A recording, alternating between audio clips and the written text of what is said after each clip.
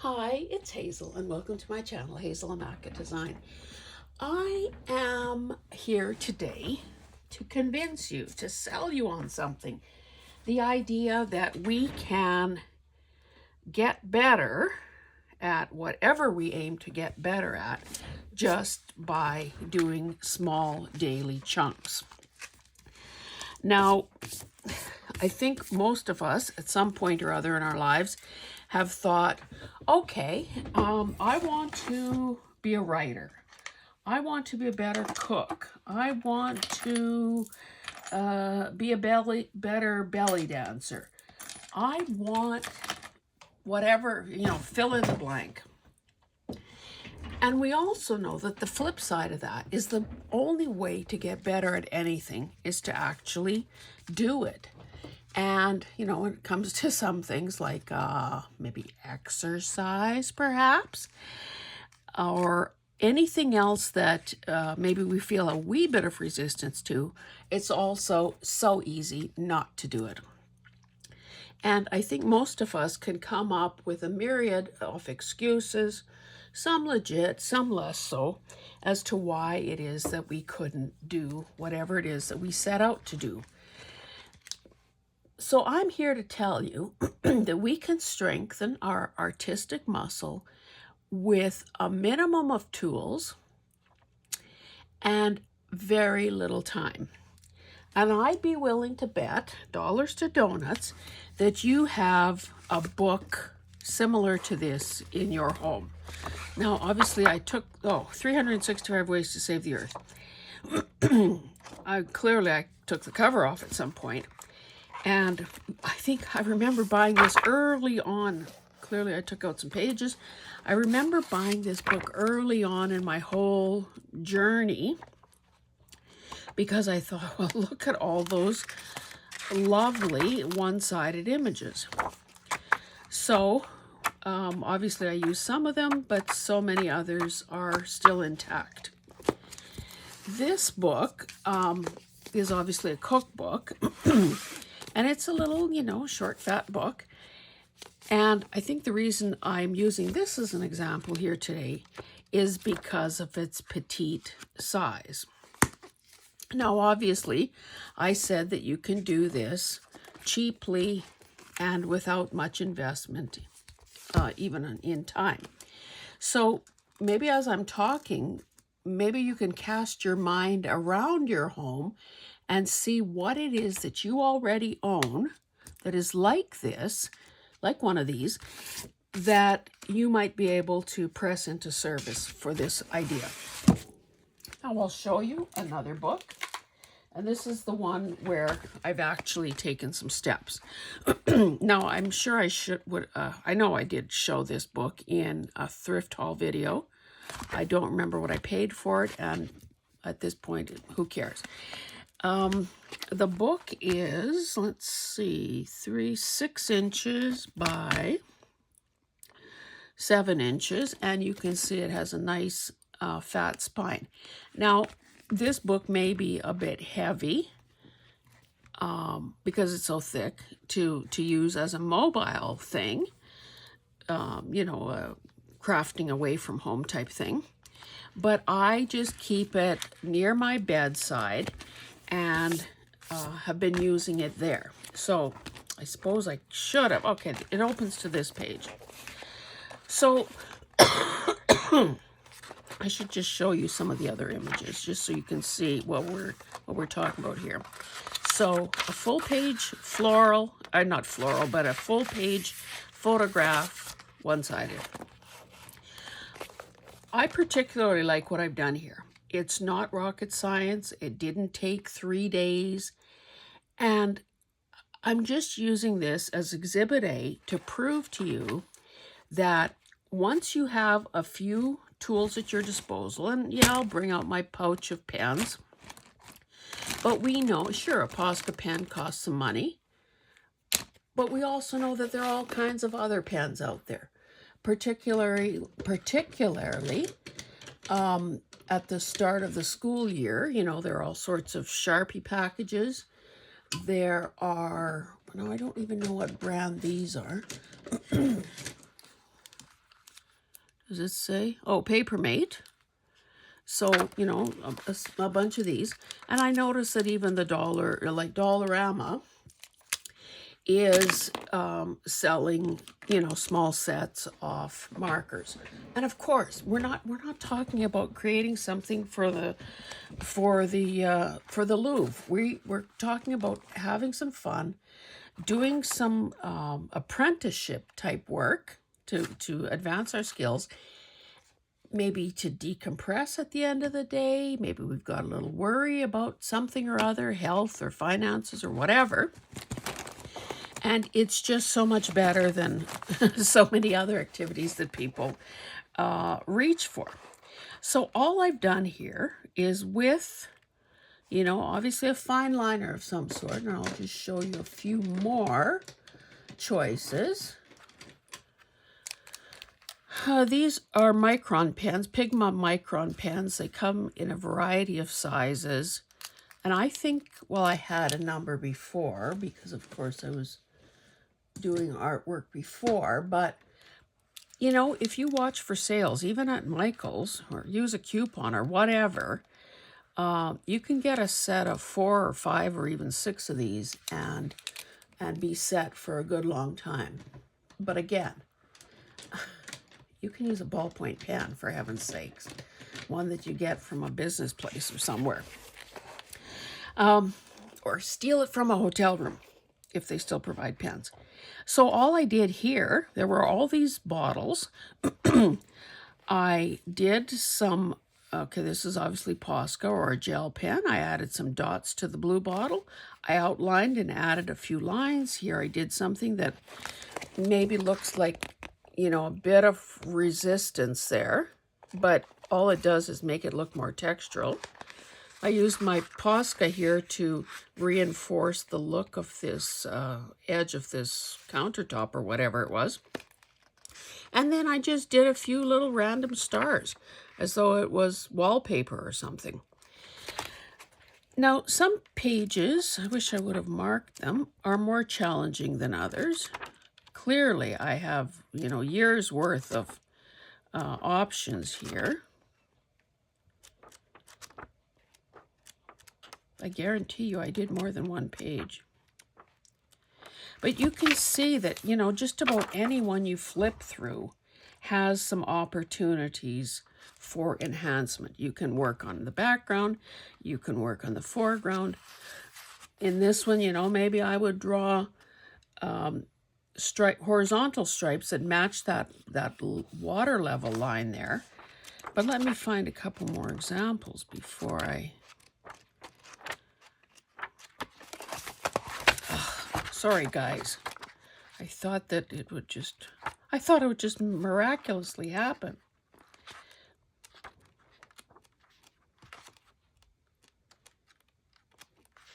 Oh, for heaven's sake. No, I didn't do anything there. On this one with the, no. Somewhere here is wainscoting. I guarantee you I saw it. You know, the lines are just built in there. Maybe you choose to do little cross stitches on this gingham bag. Maybe you choose to fill in every third white stripe there and change the look of that. Maybe you draw a little teensy-weensy flower on the head of those pegs. It doesn't have to be much. It just has to be you playing. I thought there was one near here. Okay, here. On this one, I added stripes to the pillow shams. I did some gold lines on the night table. On the bottom of that dresser, I did a little bit of scroll work here on the drawers, and I outlined the lamp. Now, I don't think, oh, and I drew in those little flowers there.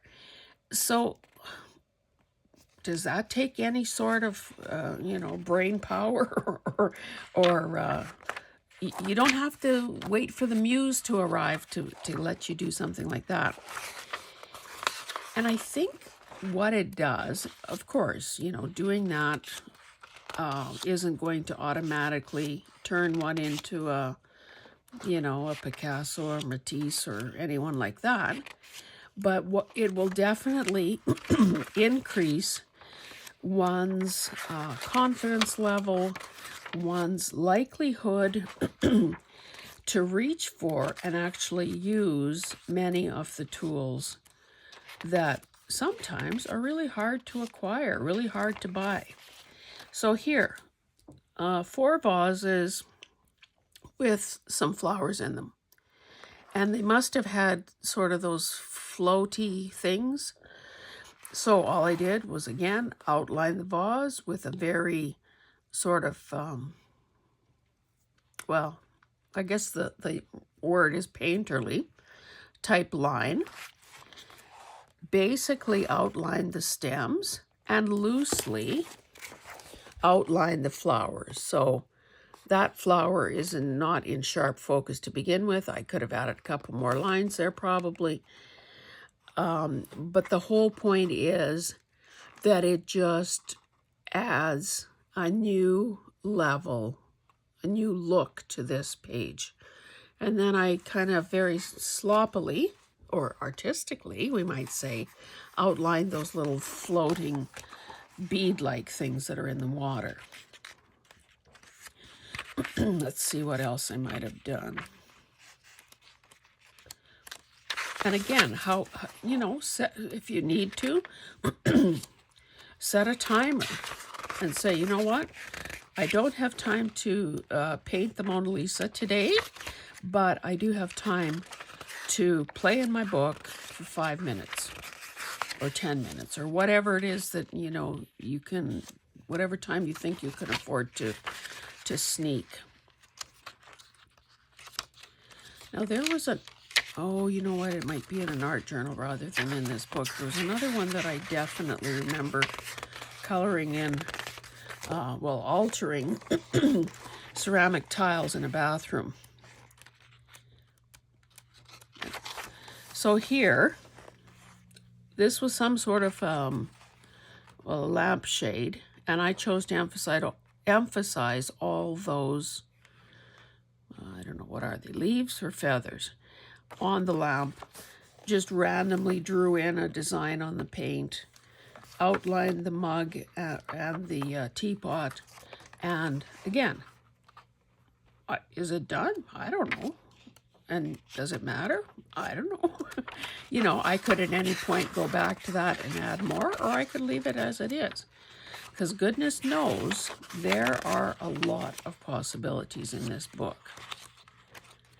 Oh, here I outlined these dried whatever they are. Added some stripes to these rope covered vases. Added a polka dot wall here in black, and another on this wall, it's like a light blue or a gray. Not sure you can see that. Again, no talent required. Although it was kind of fun doing those swirly things, because I just sort of modified them as opposed to trying to replicate them, you know, perfectly, because where's the fun in that? I don't know how many more, or I don't know if there are any more that I've done in here. Maybe I need to start marking the pages or something. And I just want to, even though it's, okay, I must have done something here. Oh, yes. Hydrangea in a, I guess those are sequins, not beads. So I just basically did a wee bit of shading in on the side where it was already darker. Just indicated some partial little broken lines there to indicate that it's a horizontal design. Outline the bowl, outline these petals. And again, you know, I could go back in with my Caran d'Ache pen, or, you know, just maybe another color to darken up some of the shadows and so on, or maybe add a little bit of white to these lighter petals. again, the background is blurry, it's out of focus, but that doesn't stop me from, doesn't need to stop me from just adding, you know, again, wallpapering the room. And goodness knows, it's a heck of a lot faster than doing the real thing. I think another reason that this feels like fun is because I didn't start on page 1 and gritted my teeth and said, come hell or high water. Oh, peas, I should actually rip this out. Come hell or high water, I am going to do this. Because, well, for one thing, that takes all the fun out of it. And for another thing, I want the freedom to do what I want to do when I want to do it. And I want, if this isn't cutting it, if I don't have all my pens or a selection of pens near me to work on. Oh, okay, here are the tiles. I guess this was a light switch and this was a sink. So because the photo was shot sort of at an angle, these tiles are no longer square, especially as they go off towards the vanishing point. So basically all I did was put a dot at every intersection of a tile and then did some wobbly lines to connect the corners. I must have thought, well, what else can I do here? So I just did some swirly things to disguise the fact that that was a sink and that's probably a faucet and that's a light switch. So this is not a brilliant piece of art, but it was fun nonetheless. Now you can see that over here where it faded out to nothing, I was a little stymied about what to do, and I got a little, you know, things went kind of askew for me. So there's something to be learned even with that. Now I see that I also did some coloring and some design on these plates. So every flat, like the hollow of the plate or the cup, I colored in, kind of went around the rim of the plate, added this.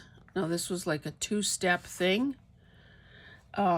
Did some pen work there, and again worked on these flowers down here.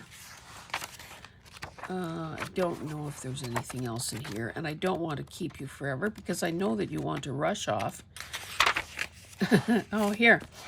I drew a picture. I put this picture on this wall because, like, there should be a piece of art hanging there. Just did a little bit of outlining, added stripes to the chairs, sort of emphasized the, that looks like Asian characters on that cushion. So I just emphasized them with a brown, like a coppery color.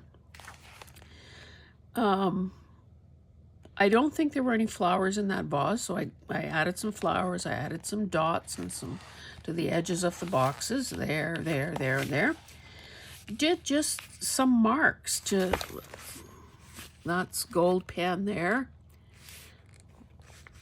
Sort of touched up the flowers, outlined the frame, and then I thought, well, why don't I put a woman, like, why don't I put a picture on the wall? So I did that. Okay, I've said how many times now that that's enough from this book? I want to show you something else that I've done. I had, where's the cover here? Okay, this is from 1966, and it was, I guess a program, no, maybe not a program, maybe it was an anniversary or something of the National Ballet of Canada. And, excuse me, really dramatic because of the black background and these very artistic, this artistic mark making that went on. Now, unfortunately, you maybe can't tell what was original to this and what I added. Just based on kind of the shine when I angle the page, I've added these dots in both gold and purple. I did a gold swirl there. No, that's not mine, that was theirs. I did these things, and on that horn, I did these dots on the headpiece.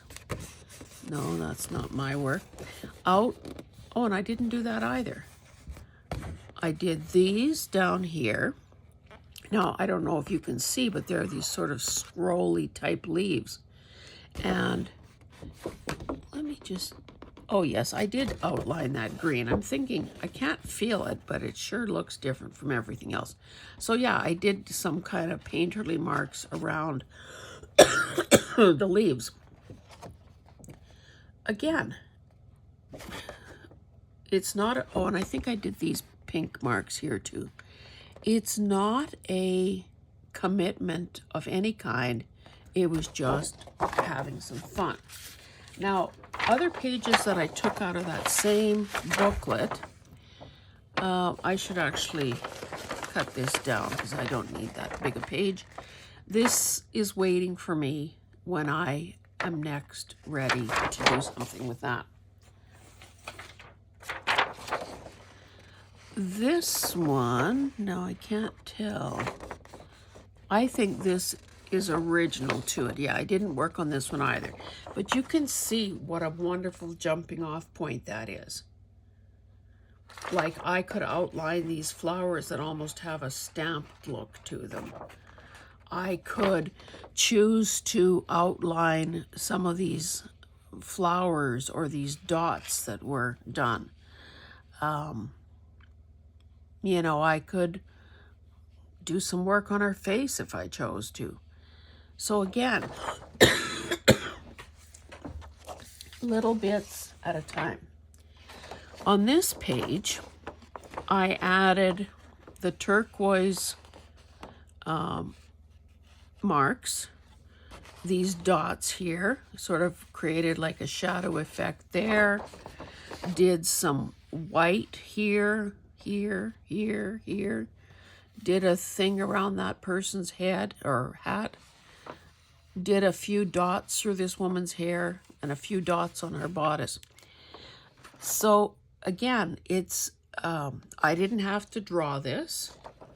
I'm just playing with color, appreciating what is already there, and choosing parts to emphasize or de-emphasize or whatever.